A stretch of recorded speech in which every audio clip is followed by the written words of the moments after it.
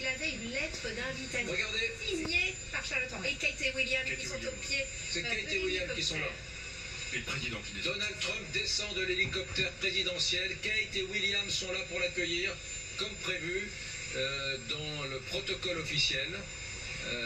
Voilà, et le prince, la princesse et le président des États-Unis, ainsi que Melania Trump, tous les quatre réunis sur cette pelouse du château de Windsor, commencent à échanger, puis se dirigent, j'imagine, Magali Berthès, vers le château. Absolument. Où là, le roi et la reine Camilla, en effet, qui est remise de sa sinusite et qui va donc pouvoir participer à cette visite royale. Voilà ce qui est. Voilà Camilla et le roi Charles III. Ce qui est frappant, c'est que Melania Trump remet le chapeau un peu de l'investiture. Elle est très élégante. Franchement, elle est très élégante. Son regard. Et donc ça, c'est traditionnel, c'est toujours le prince et la princesse de Galles qui accueillent les chefs d'État ou de gouvernement pour les visites d'État. C'est ce qu'on a vu notamment lorsque Emmanuel Macron et Brigitte Macron sont venus en visite d'État en juillet dernier. Et vous savez que Charles III était d'ailleurs assez ravi de recevoir les Macron avant les Trump, parce que Donald Trump a beau dire que Charles III est un formidable ami. Il est certain que du côté de la monarchie britannique, on est quand même un petit peu plus sceptique, et donc on était assez content de recevoir le couple français en visite d'État avant cette visite d'État. On va y revenir sur ce choix-là.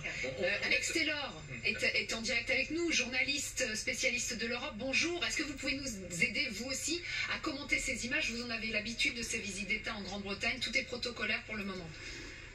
Tout est protocolaire.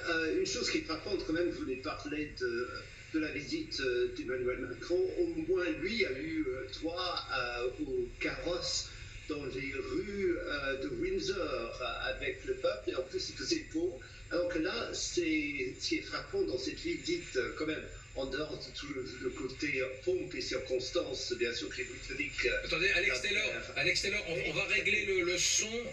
Pardonnez-nous, on vous entend, mais c'est assez médiocre. On va régler le son si vous voulez bien, et on repartira avec vous. Grégory Phillips, vous avez un bon micro. On va commenter ça. Pour rebondir sur ce que disait Alex Taylor à l'instant, le faste, la pompe, le décorum, etc.